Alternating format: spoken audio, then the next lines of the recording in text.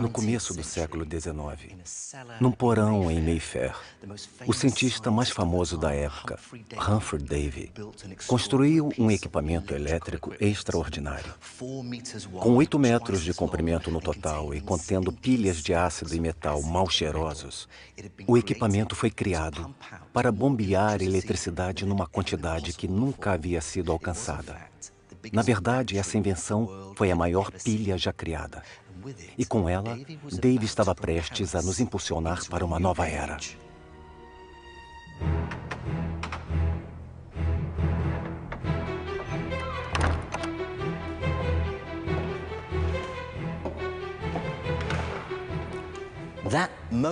Essa experiência aconteceu durante uma aula no Instituto Real, diante de centenas de londrinos ilustres. Ansiosas, essas pessoas lotaram o auditório na esperança de testemunhar uma nova e palpitante maravilha elétrica. Mas o que elas viram naquela noite foi algo muito especial. Algo que elas nunca mais esqueceriam. Usando apenas 2 bastões de carbono simples, Humphrey Davy estava prestes a liberar o verdadeiro potencial da eletricidade.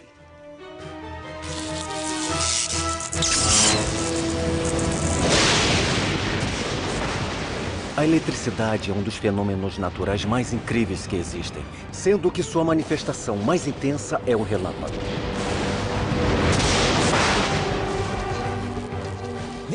Esta é a história de como começamos a sonhar com formas de controlar essa força natural primitiva e de como conseguimos dominá-la. Vamos contar a história de 300 anos de saltos alucinantes na imaginação e experimentos extraordinários. Dezenas de milhares de volts passaram pelo corpo dele para chegar até a extremidade da lâmpada que ele segurava. Vamos contar a história de gênios rebeldes que usaram a eletricidade para iluminar as cidades e promover a comunicação além-mar e através do ar. Eles a usaram para criar a indústria moderna e a revolução digital. Mas, neste documentário, vamos contar a história dos primeiros cientistas que começaram a desvendar os mistérios da eletricidade. É como se houvesse algo vivo nela. Eles estudaram um elo curioso entre a vida e a eletricidade. Construíram instrumentos estranhos e possantes para criá-la e até conseguiram domar os relâmpagos. Foram esses homens que abriram o caminho para o mundo moderno. E tudo começou com uma faísca.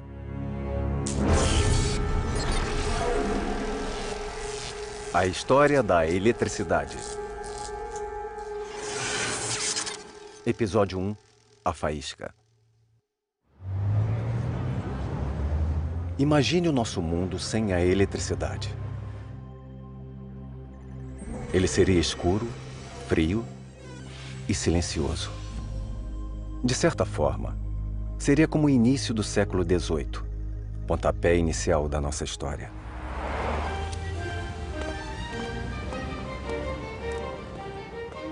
Essa é a Sociedade Real de Londres.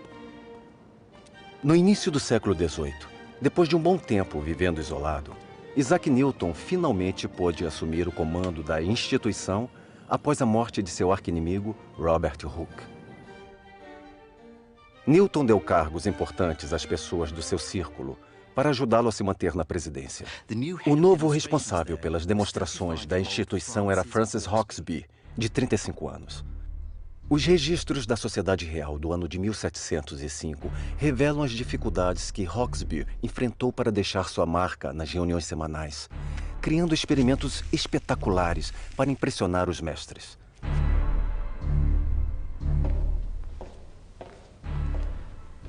Em novembro, ele apareceu com este objeto, uma esfera giratória de vidro. Ele foi capaz de retirar o ar de dentro da esfera usando uma máquina nova, a bomba de ar. Girando a manivela, ele conseguiu girar a esfera. Uma a uma, as velas do salão foram sendo apagadas. Quando Francis encostou a mão na esfera, o público do salão presenciou algo espantoso.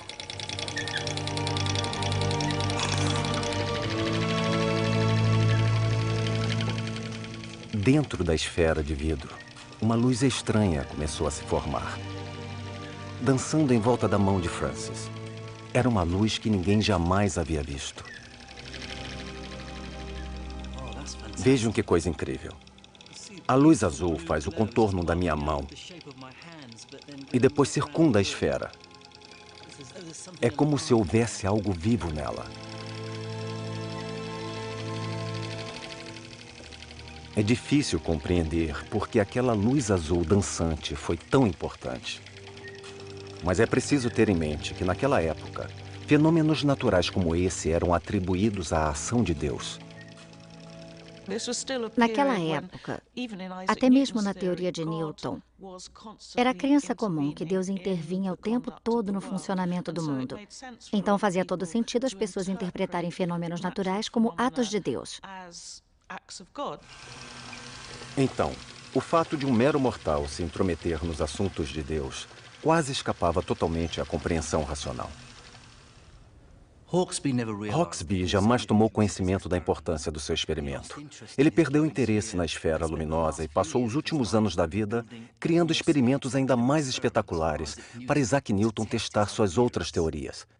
Hawksby jamais notou que deu início a uma revolução elétrica.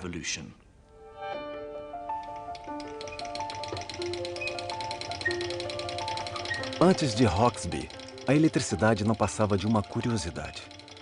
Os gregos da antiguidade esfregavam a mão em âmbar, que eles chamavam de elétron, para provocar choques leves.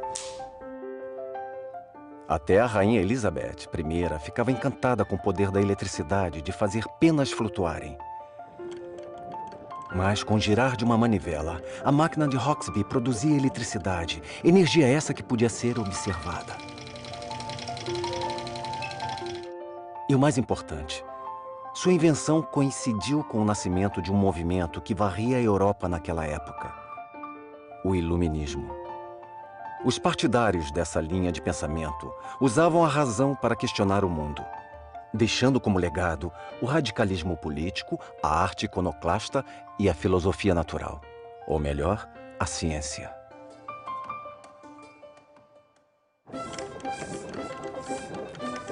Ironicamente, a nova máquina de Hawksby não foi adotada de imediato por esses intelectuais, mas por ilusionistas e mágicos de rua. Os indivíduos interessados na eletricidade se autodenominaram eletricistas. Vamos contar um fato ocorrido durante um jantar que teve como convidado um conde austríaco. O eletricista presente pôs penas sobre a mesa e, em seguida, usando um guardanapo de seda, aplicou carga elétrica a um bastão de vidro. O eletricista impressionou os convidados ao levantar as penas usando apenas o bastão. Depois, aplicou uma carga elétrica a si mesmo, usando uma das máquinas de Hawksby. E saiu distribuindo leves choques entre os convidados, para o deleite de todos. Mas o destaque da apresentação foi o momento em que ele colocou um copo de conhaque sobre a mesa, reaplicou a carga elétrica em si mesmo e conseguiu acender uma chama no copo com a ponta do dedo. Existia um truque conhecido como beatificação elétrica. Nele, a vítima se sentava numa cadeira de material isolante. Eles colocavam uma coroa de metal sobre a cabeça da pessoa sem encostar. Em seguida, a coroa era eletrificada, produzindo uma descarga elétrica em volta dela e ficava igual a uma auréola. Daí o nome do truque, beatificação elétrica. Conforme a Inglaterra e o resto da Europa demonstravam um interesse cada vez maior pela eletricidade, os espetáculos foram ficando cada vez maiores. E os eletricistas mais curiosos passaram a se fazer perguntas. Como podemos deixar nossas apresentações maiores e melhores? Mas também como vamos conseguir controlar essa força espantosa? Outros questionavam se o fogo elétrico poderia servir para algo mais além do entretenimento.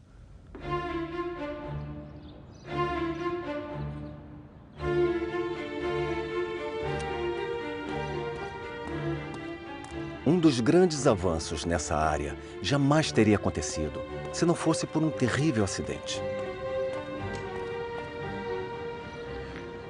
Esta é a Charterhouse, no centro de Londres. Há 400 anos, ela é usada como instituição de caridade para jovens órfãos e senhores idosos.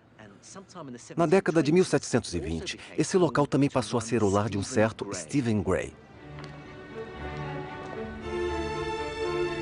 Stephen Gray era um próspero tingidor de seda em Canterbury. As faíscas que saíam da seda o fascinavam. Mas, infelizmente, um acidente o deixou paralítico, dando fim à sua carreira e levando-o à penúria. Quando Gray teve a oportunidade de morar na Charterhouse, ele passou a ter tempo de fazer seus próprios experimentos elétricos.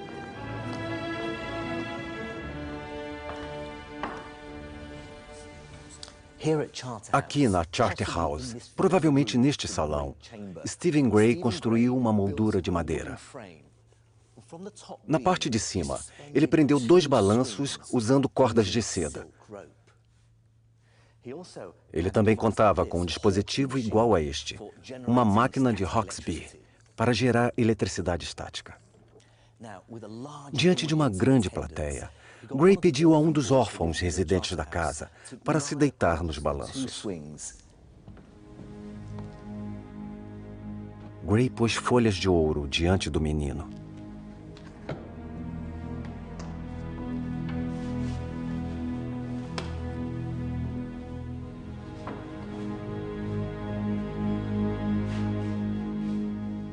Depois, gerou eletricidade e a aplicou no menino usando uma biela.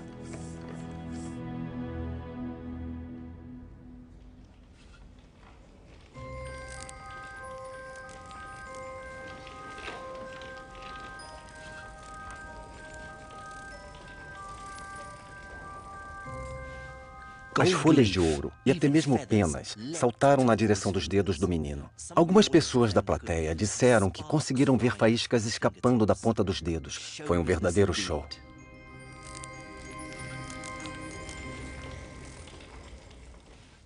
Mas para a mente curiosa e investigativa de Stephen Gray, o fenômeno trazia outra informação. A eletricidade podia se mover. Ia da máquina até o corpo do menino através das mãos dele. Só que ao chegar à corda de seda, ela não passava mais. Ou seja, o misterioso fluido elétrico passava através de alguns materiais, mas de outros não.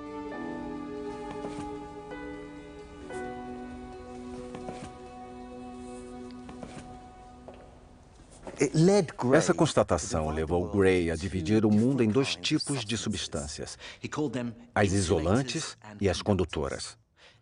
As isolantes retinham a carga elétrica, impedindo-a de se movimentar, como era o caso da seda, do cabelo, do vidro e da resina. Já as substâncias condutoras permitiam a passagem da corrente elétrica, como o menino e os metais. Essa distinção é crucial até nos dias de hoje. Vejamos essas torres de transmissão. Elas funcionam graças ao mesmo princípio usado por Gray quase 300 anos atrás. Os cabos são condutores, enquanto os objetos de vidro e cerâmica entre os cabos e os metais das torres são materiais isolantes. Eles impedem que a eletricidade vaze dos cabos para as torres e delas para a terra. Funcionam exatamente como a corda de seda usada no experimento de Gray. Na década de 1730, o experimento de Gray surpreendeu a todos, mas trazia um inconveniente decepcionante. Por mais que tentasse, Gray não conseguia reter a eletricidade que gerava por muito tempo. Ela saltava da máquina para o menino e logo se perdia. A etapa seguinte dessa nossa história é o momento em que o homem descobriu como armazenar a eletricidade. Só que essa descoberta não aconteceu na Grã-Bretanha, mas na Europa continental.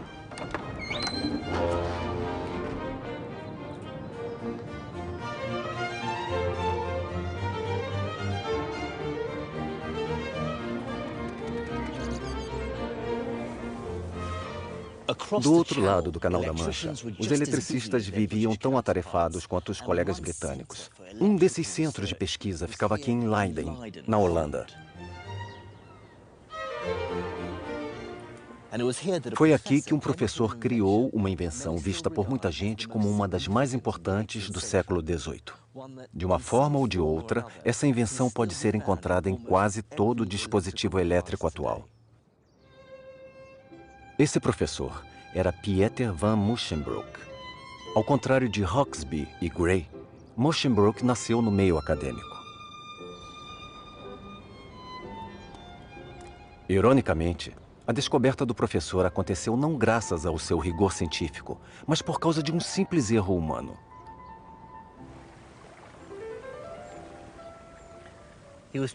Ele vinha tentando encontrar uma forma de armazenar a carga elétrica para suas demonstrações. Seus raciocínios eram tão intensos que quase dava para ouvir o momento em que ele tentou chegar à resposta. Se a eletricidade flui mais ou menos como a água, então talvez seja possível armazenar a energia tal como se faz com água. Musschenbroek foi ao laboratório para tentar criar um dispositivo de armazenamento de eletricidade. Para isso, ele pensou de forma literal. Ele encheu uma garrafa de vidro com água. Depois, colocou dentro da água um fio condutor ligado pela parte de cima a uma máquina elétrica de Hauksbee. Em seguida, pôs a garrafa sobre um material isolante para ajudar a manter a carga elétrica dentro dela.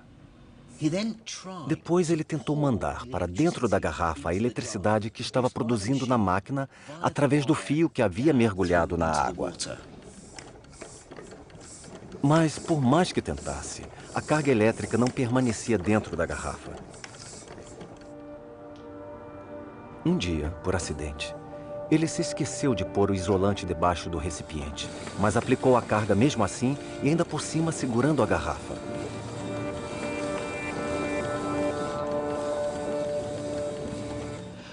Com o recipiente em uma das mãos, ele encostou na parte de cima com a outra. Por causa disso, ele levou um choque elétrico tão forte que quase caiu no chão. Em seu relato, ele escreveu: "É um experimento novo e terrível.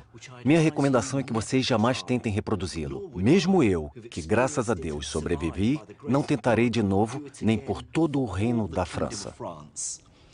Ouvirei o conselho dele e, sem encostar na tampa, tentarei ver se consigo produzir uma faísca."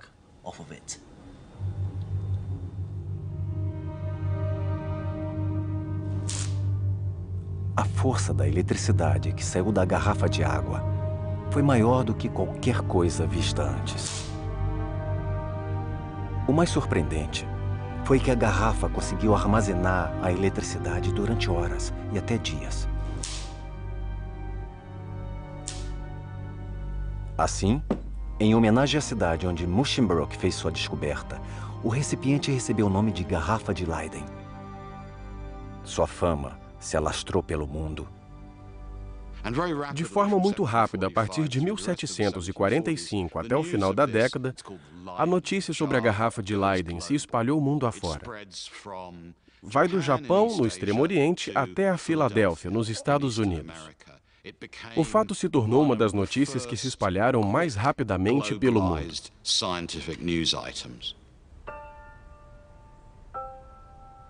Embora a garrafa de Leiden tenha se tornado um fenômeno global elétrico, ninguém tinha a menor ideia de como ela funcionava. Ao se pegar a garrafa contendo fluido elétrico, o choque que ela emite é maior se o fluido elétrico vazar para a Terra. Por que o choque é mais forte quando a garrafa está vazando? Por que ele não é mais forte se todo o fluido elétrico continuar dentro da garrafa? Foi assim que os pensadores da eletricidade de meados do século XVIII encararam o desafio. Sem dúvida, a eletricidade era uma maravilha sensacional. Ela liberava choques e faíscas, podia se deslocar e ser armazenada. Mas o que ela era, como funcionava e por que fazia aquelas coisas todas, ainda continuava sendo um grande mistério.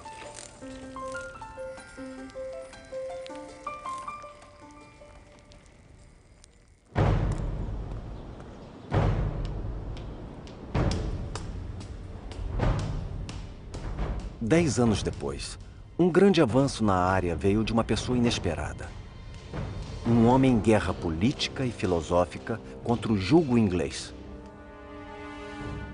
O que chocou mais ainda a elite eletricista britânica foi o fato de esse homem ser um mero colonizado, um americano. Este retrato de Benjamin Franklin fica aqui na Sociedade Real de Londres. Ele era um defensor ferrenho da emancipação dos Estados Unidos e via a busca pela ciência racional, em particular a eletricidade, como uma forma de combater a ignorância e o culto a falsos ídolos e, em última instância, sua elite intelectual colonizadora. Somada a tudo isso, havia uma visão profundamente igualitária e democrática que Franklin compartilhava com seus aliados, que era: este é um fenômeno aberto a todos. Temos algo aqui que a elite não entende, mas que nós podemos vir a entender. Temos algo que a elite não consegue controlar, mas que um dia poderemos controlar. E temos algo que dá origem a todo tipo de superstição, mas nós, como intelectuais racionais, igualitários e democratas, poderemos compreender sem parecer que somos escravos de magia e de mistério. Franklin decidiu usar o poder do raciocínio para explicar em termos racionais o que muita gente pensava ser um fenômeno mágico, os relâmpagos.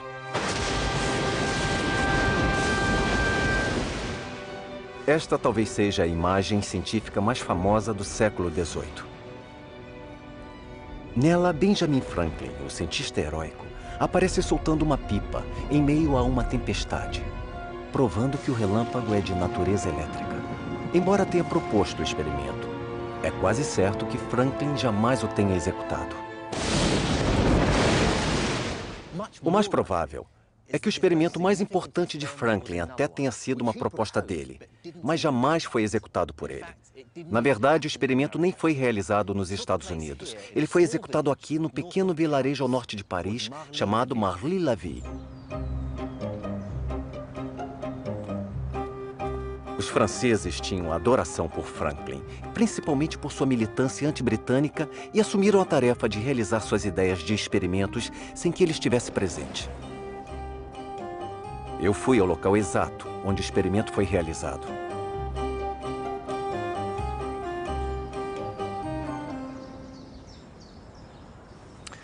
Em maio de 1752, Georges-Louis Leclerc, conhecido na França como Conde de Buffon, e seu amigo Thomas François d'Alibard ergueram um poste de metal com 12 metros de altura, 2 vezes mais alto que este aqui, mantido em pé por 3 aduelas de madeira do lado de fora da casa de d'Alibard, aqui em Marly-la-Ville. O poste de metal ficou preso no fundo de uma garrafa de vinho vazia. A ideia de Franklin é que o poste iria capturar o relâmpago, passá-lo através do bastão de metal e depois armazená-lo dentro da garrafa vazia, que funcionaria como uma garrafa de Leyden. Aí sim ele poderia confirmar o que era mesmo um relâmpago. A única coisa que esses seguidores franceses precisavam fazer era aguardar a próxima tempestade. No dia 23 de maio, o céu se abriu. Às 12 horas e 20 minutos, ouviu-se uma forte trovoada quando o relâmpago atingiu a extremidade do poste. Quando um dos assistentes foi correndo até a garrafa, uma faísca escapou do metal até o dedo dele, fazendo um barulho alto e soltando um cheiro forte de enxofre que lhe queimou a mão. A faísca revelou a verdadeira natureza do relâmpago. Ele era da mesma eletricidade que o homem também conseguia criar. É difícil precisar a importância desse momento. a natureza fora dominada. Além disso, a ira de Deus tinha sido controlada pelo homem. Não deixava de ser um tipo de heresia. O experimento de Franklin foi muito importante por provar que as tempestades com relâmpagos produzem ou são produzidas por eletricidade e que é possível trazê-la para o solo. A eletricidade é uma força da natureza esperando para ser usada. Depois disso, Franklin voltou seu pensamento racional a outra pergunta.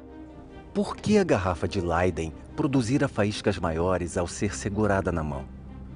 Por que a eletricidade não se esvaíra toda? De sua experiência bem-sucedida como homem de negócios, Franklin observou algo que ninguém havia percebido. Assim como o dinheiro depositado em um banco, a eletricidade pode funcionar como um crédito, que ele chamava de positiva, ou como débito, que seria negativa. Para Benjamin Franklin, o problema da garrafa de Leyden é uma questão de contabilidade. Ele dizia que todo o corpo tem, em volta de si, uma atmosfera elétrica e que todos os corpos têm uma quantidade natural de fluido elétrico. Caso essa quantidade seja grande, dizemos que o corpo é positivo. Se for pequena, dizemos que é negativo. E a natureza se organiza de uma forma tal que os positivos e negativos estão em constante busca de equilíbrio, como seria a economia ideal dos Estados Unidos.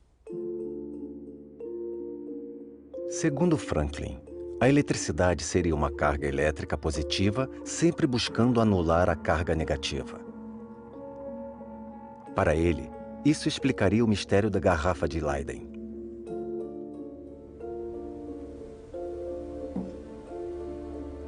Conforme a garrafa recebe carga, uma carga elétrica negativa é inserida pelo cabo e para dentro da água. Se a garrafa estiver em cima de um material isolante, uma pequena quantidade se acumula na água. Mas, se a garrafa estiver na mão de alguém enquanto receber carga, a carga elétrica positiva será sugada do corpo dessa pessoa a partir da terra até a parte externa da garrafa, tentando anular a carga negativa de dentro da garrafa. Mas as cargas positiva e negativa são impedidas de fazer essa anulação por causa do vidro, que age como isolante. Então, a carga só faz crescer nos dois lados do vidro.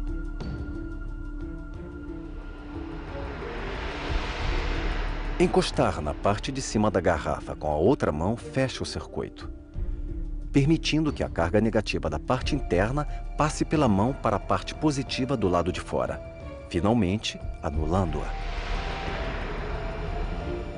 A movimentação dessa carga causa um choque forte e muitas vezes a formação de faíscas.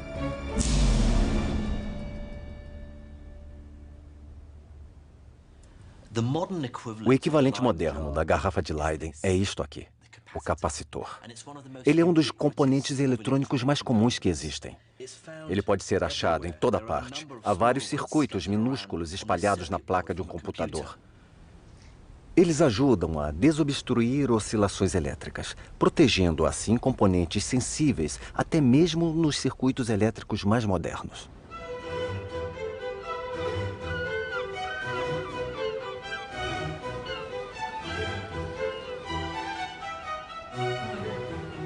Solucionar o mistério da garrafa de Leyden e identificar o relâmpago como nada mais, nada menos que um tipo de eletricidade foram dois grandes êxitos para Benjamin Franklin e o novo movimento do iluminismo.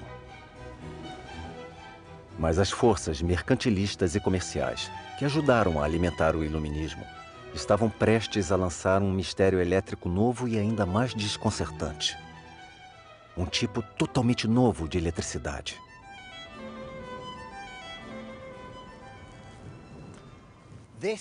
Este é o Canal da Mancha.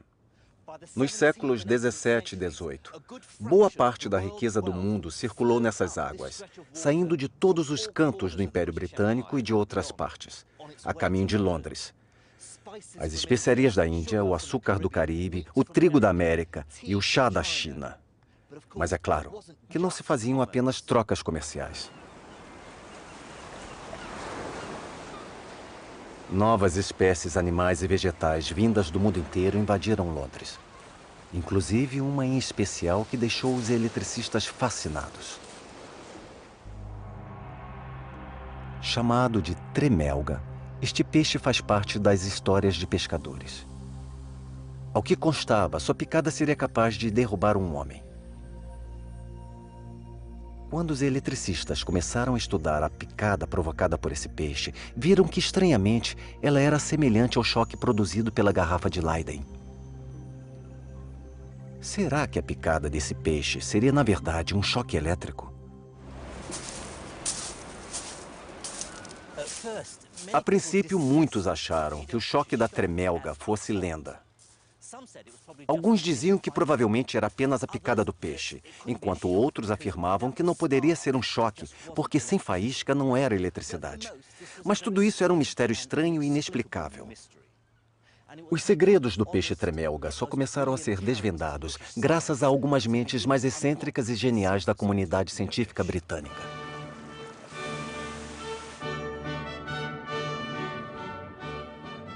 Este é o único retrato disponível de Henry Cavendish. Embora fosse patologicamente tímido, Cavendish foi uma mente excepcional. Esse retrato só pôde ser feito porque o artista desenhou o casaco pendurado do cientista e depois, de memória, inseriu o rosto no desenho. Cavendish veio de família muito rica, os Devonshire, os donos da mansão Chatsworth, localizada em Derbyshire. Mas Henry Cavendish decidiu abrir mão da fortuna e status da família para viver em Londres, perto da sua adorada sociedade real. Lá ele teria a oportunidade de se dedicar à paixão dele, à ciência experimental. Ao saber da existência do peixe tremelga, ele ficou intrigado. Um amigo escreveu para Cavendish: "Nessa minha primeira experiência com peixe tremelga, eu constatei que ele emite eletricidade. Mas eu pergunto, como?" Para entender como um ser vivo era capaz de produzir eletricidade, Cavendish decidiu criar seu próprio peixe artificial. Aqui nós vemos os projetos do cientista. 2 garrafas de Leyden no formato de peixe enterradas na areia. Ao ser tocada, a areia soltava um choque forte. Esse modelo convenceu Cavendish de que o peixe tremelga era elétrico. Mas o cientista ainda tinha um problema inoportuno. Embora o peixe real e o peixe artificial de Cavendish dessem choques fortes, o peixe de verdade nunca soltava faísca. Isso deixou Cavendish intrigado. Como eles poderiam ter o mesmo tipo de eletricidade se não agiam da mesma forma? Cavendish passou o inverno de 1773 trabalhando em laboratório, tentando achar uma resposta. Foi na primavera que ele teve a resposta. A sacada de Cavendish foi conseguir apontar a diferença entre a quantidade e a intensidade de eletricidade. O peixe de verdade produzia o mesmo tipo de eletricidade, mas menos intensa. Para mim, que sou físico, essa foi uma virada crucial, pois marcou o instante em que 2 ideias científicas muito inovadoras surgiram pela primeira vez.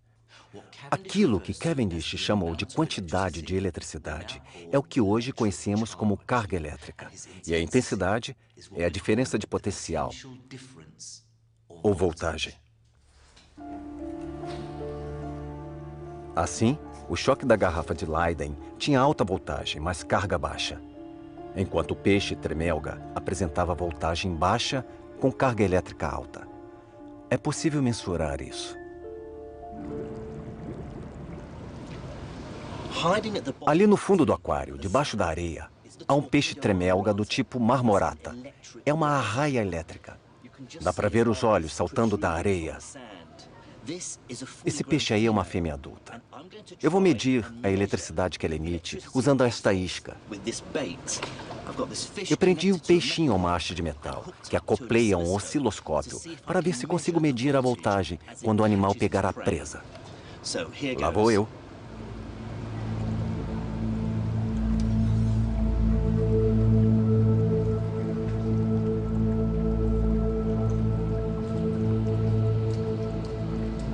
Oh, there's one. Já teve um.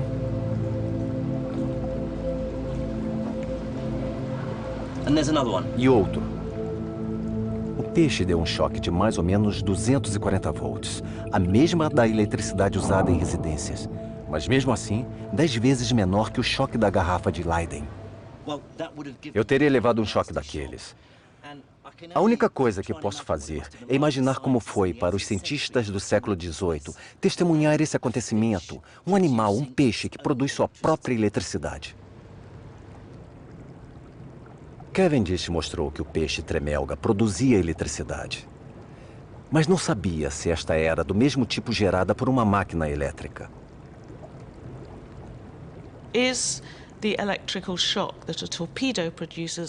O choque que o peixe dá é o mesmo choque emitido por uma máquina ou são tipos diferentes? Será que existe uma eletricidade gerada artificialmente e outra que só é gerada em seres vivos? Esse é um debate que dividiu opiniões por décadas.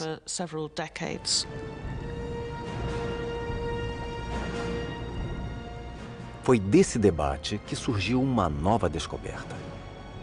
Foi constatado que a eletricidade não precisava se manifestar apenas como uma faísca ou um choque curto, mas que podia ser contínua e que a geração de eletricidade contínua impulsionaria a humanidade para a nossa era moderna.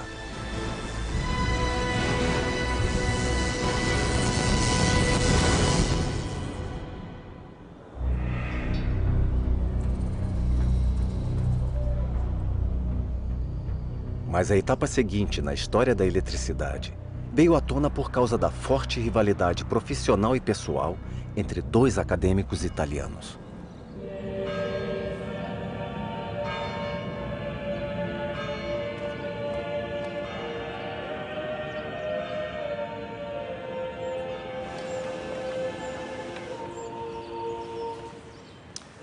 Estou na Universidade de Bolonha, uma das mais antigas da Europa. No final do século XVIII, a cidade de Bolonha estava sob domínio de Roma, Estado papal, ou seja, tinha poder, mas era de pensamento conservador. Já era algo arraigado no cristianismo tradicional.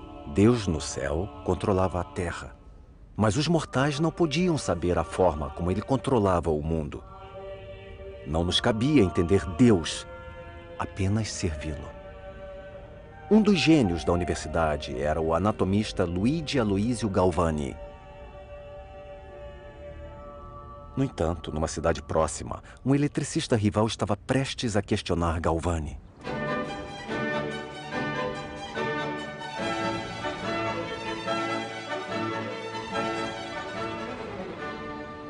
Estamos em Pavia, a 240 quilômetros de Bolonha.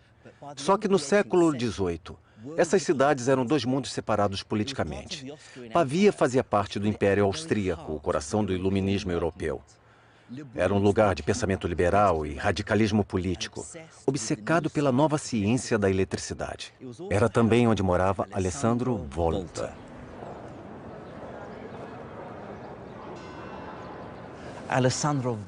Alessandro Volta era muito diferente de Galvani. Nascido numa família lombarda, era jovem, arrogante, carismático, mulherengo e gostava de uma polêmica. Ao contrário de Galvani, Alessandro Volta gostava de exibir seus experimentos em palcos internacionais para qualquer plateia. As ideias de Alessandro eram desassociadas dos dogmas religiosos de Galvani. Assim como Benjamin Franklin e os iluministas europeus, ele era a favor do pensamento racional e de que a verdade científica, como um deus grego, acabaria com a ignorância. A superstição era o inimigo. A razão, o futuro. Esses dois homens tinham um fascínio pela eletricidade. Suas diferentes visões de mundo moldaram a forma como eles a estudaram.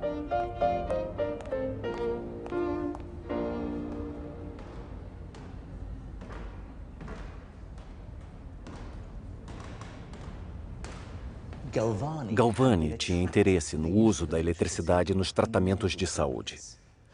Por exemplo, em 1759, aqui em Bolonha, usou-se a eletricidade nos músculos de um paralítico.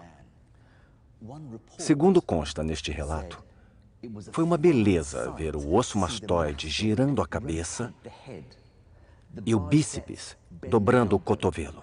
Em outras palavras, ver a força e a vitalidade de todos os movimentos acontecendo em todos os músculos paralisados, submetidos ao estímulo.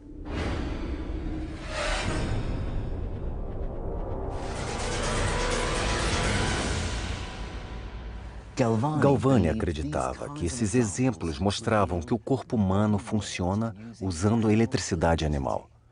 Essa eletricidade seria um fluido que sairia do cérebro e correria pelos nervos até os músculos, onde então se transformaria em movimento. Para provar essa hipótese, ele criou uma série de experimentos terríveis.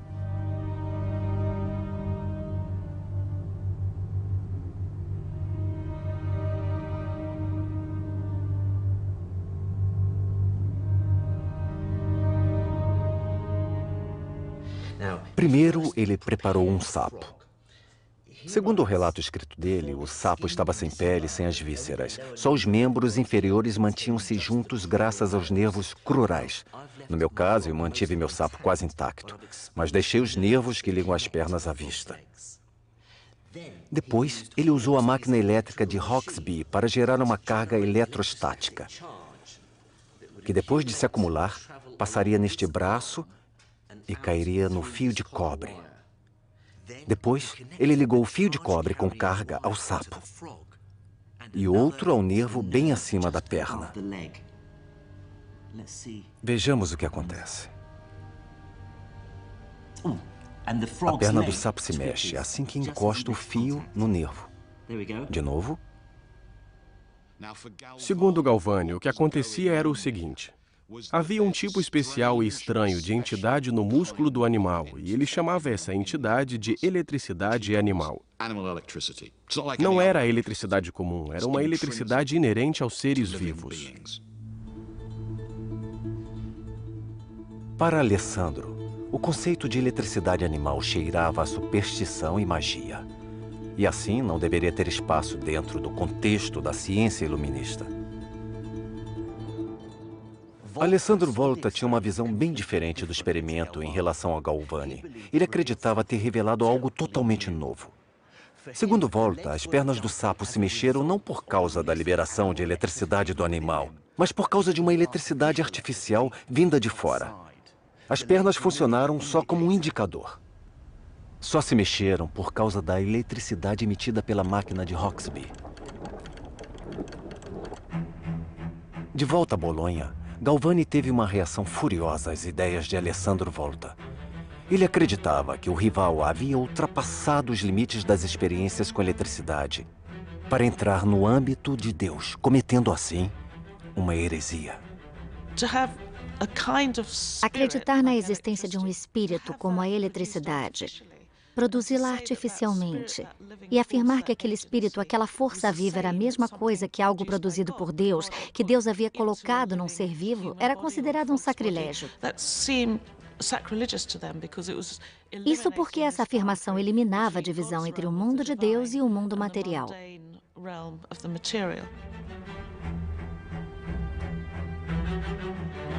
Estimulado pela indignação religiosa, Galvani anunciou resultados de uma série de novos experimentos.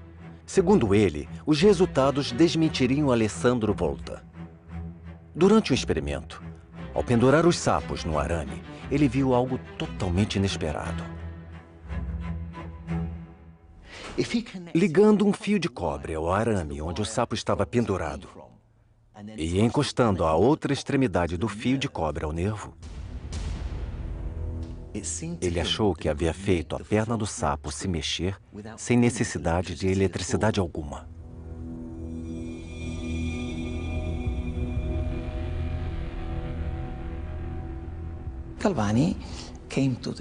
Galvani concluiu que deve ter sido algo dentro do sapo, mesmo morto, que continuou produzindo eletricidade após a morte do animal. E que, de alguma forma, os arames estavam liberando essa eletricidade. No mês seguinte, Galvani focou seus experimentos ao isolamento dessa eletricidade animal usando combinações de sapo, arames, garrafas de Leyden e máquinas elétricas. Segundo Galvani, essas experiências provavam que a eletricidade vinha de dentro do sapo. Os músculos do anfíbio eram as garrafas de Leyden, que acumulavam fluido elétrico e depois o liberavam abruptamente. No dia 30 de outubro de 1786, Galvani publicou suas descobertas no livro De Animale Electricitate, ou Da Eletricidade Animal. Galvani tinha tanta confiança nas suas novas ideias que mandou uma cópia do livro para o rival Volta. Só que Alessandro não acreditava no conceito de eletricidade animal defendido por Galvani. Ele acreditava que a eletricidade tinha que vir de outra fonte. Mas de onde?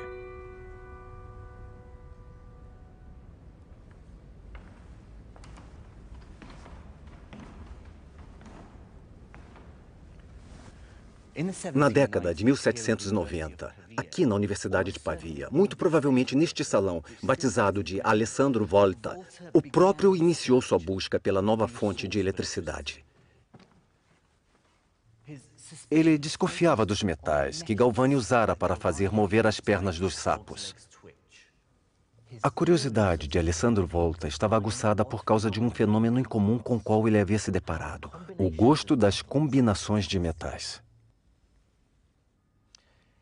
Ele descobriu que ao pegar duas moedas de metais diferentes, colocá-las na ponta da língua e depois deixar uma colher de prata em cima delas, sentia uma espécie de formigamento muito semelhante ao sentido com uma descarga da garrafa de Leyden.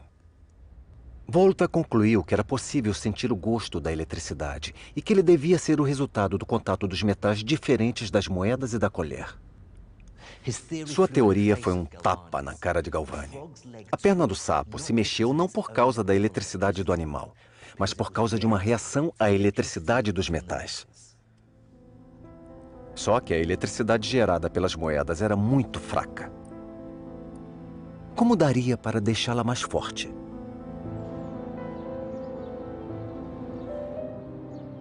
Ele teve uma ideia ao reler os artigos científicos do grande cientista britânico Henry Cavendish, e em particular seus famosos escritos sobre o peixe tremelga.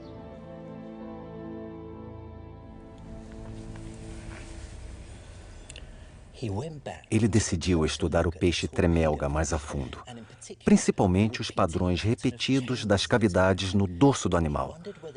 O cientista queria saber se o padrão repetido do peixe era a resposta para entender o choque forte que ele soltava. Talvez cada cavidade do peixe funcionasse como as moedas e a colher. Cada uma geraria uma pequena quantidade de eletricidade. O choque forte talvez pudesse ser explicado por causa do padrão de cavidades repetidas.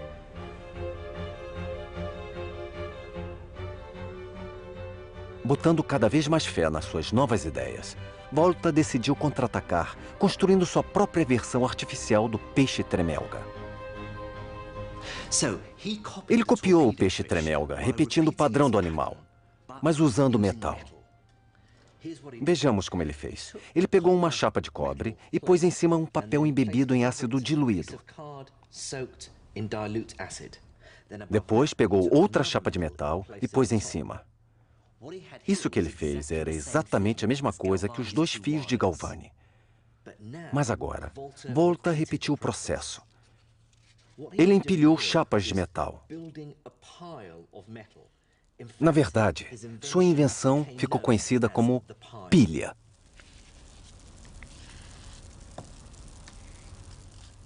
Mas a grande revelação era o que a pilha podia fazer. Volta testou a pilha em si mesmo. Vejamos, ele prendeu 2 fios a cada um dos lados da pilha e as outras extremidades dos fios à língua. Dava para sentir o gosto da eletricidade. Dessa vez, ela foi mais forte que o normal, além de ser constante.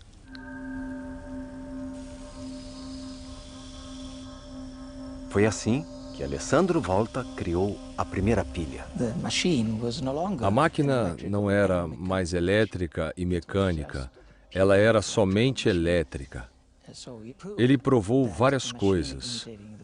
Provou que uma máquina que imitasse o peixe podia funcionar. Provou que o contato de metal ou eletricidade dos diferentes metais funcionava e que, assim, ele vencia a polêmica com Galvani. As pilhas do Alessandro Volta mostraram que era possível criar todos os fenômenos da eletricidade animal sem a presença dos animais. Do ponto de vista do Alessandro Volta, Galvani estava enganado, pois não haveria nada de especial na eletricidade dos animais. Ela nada mais é que eletricidade e pode ser imitada usando a pilha artificial. Mas a maior surpresa para Alessandro Volta foi que a eletricidade por ela gerada era contínua. A eletricidade da pilha brotava como a água de um córrego. Assim como se diz que a medida de água fluindo no córrego é a corrente, passou-se a dizer que a eletricidade que brota da pilha é a corrente elétrica.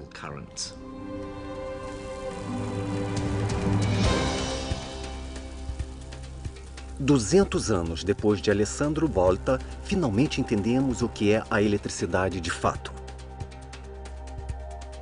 Os átomos dos metais, assim como todos os átomos, têm elétrons com carga elétrica em volta do núcleo. Mas no caso dos metais, os átomos compartilham seus elétrons externos entre si de uma forma própria. Ou seja, os elétrons conseguem passar de um átomo para outro. Se esses elétrons se movimentam na mesma direção ao mesmo tempo, o efeito cumulativo é uma movimentação da carga elétrica. Esse fluxo de elétrons é o que chamamos de corrente elétrica.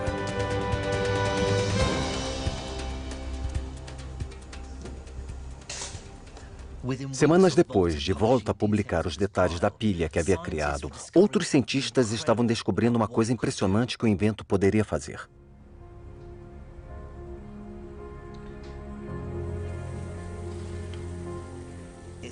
O efeito da pilha na água foi totalmente inesperado. O fluxo constante de carga elétrica na água fez com que ela se desmembrasse nos componentes que a formam, os gases oxigênio e hidrogênio.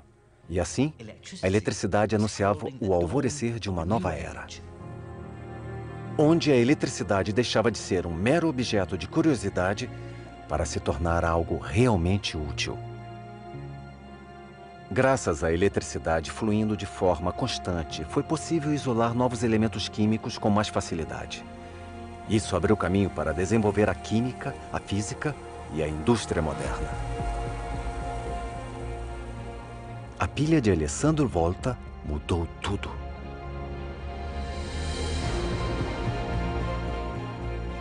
Transformou seu criador em celebridade internacional, reconhecido pelos ricos e poderosos. Em sua homenagem, uma medida elétrica fundamental recebeu seu nome: o Volt.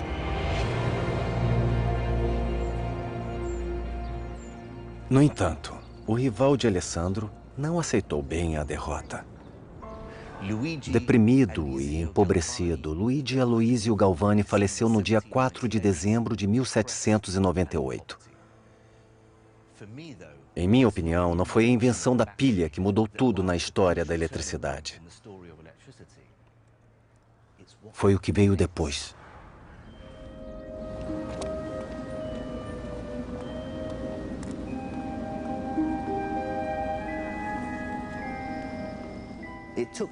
O fato ocorreu no Instituto Real de Londres. Esse momento marcou o fim de uma era e o início de outra. O acontecimento foi supervisionado por Humphrey Davy. Ele foi o primeiro de uma nova geração de eletricistas jovens, presunçosos e fascinados pelas possibilidades oferecidas pela corrente elétrica contínua. Em 1808, ele construiu a maior pilha do mundo. Ela ocupava uma sala inteira no subsolo da Sociedade Real e tinha mais de 800 pilhas voltaicas grudadas. Ela deveria chiar e soltar fumaça com cheiro de enxofre. Numa sala iluminada por uma tecnologia secular, velas e lâmpadas de óleo, Dave ligou a pilha a 2 filamentos de carbono e uniu as pontas. O fluxo constante de eletricidade da pilha, passando pelos filamentos, saltou o espaço vazio, fazendo surgir uma faísca constante e de brilho muito intenso.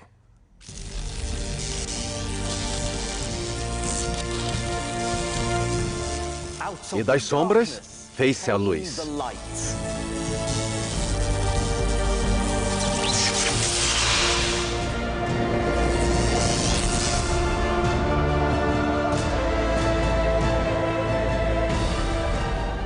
O arco elétrico de Dave simboliza o fim de uma era e o início da nossa era.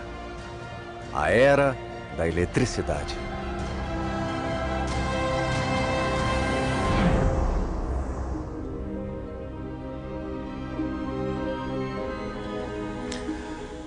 Mas há um personagem sinistro nesta história toda. Em 1803, Giovanni Eldini, sobrinho de Galvani, chegou a Londres com um experimento pra lá de assustador. Um assassino condenado chamado George Forster tinha acabado de ser enforcado na cidade de Newgate. Depois de retirado da forca, o corpo foi levado diretamente para o auditório, onde Eldini começaria sua obra macabra. Usando uma pilha voltaica, ele começou a aplicar uma corrente elétrica ao cadáver do condenado. Depois, ao inserir um condutor elétrico no ânus do cadáver e o outro na parte de cima da coluna vertebral, o corpo flácido de Forster ficou em posição ereta. A coluna se arqueou e se contorceu. Por um instante, Eldini teve a impressão de que o cadáver tinha ganhado vida. Criou-se a impressão de que a eletricidade tinha a capacidade de ressuscitar os mortos. Esse caso teve impacto profundo na jovem escritora Mary Shelley.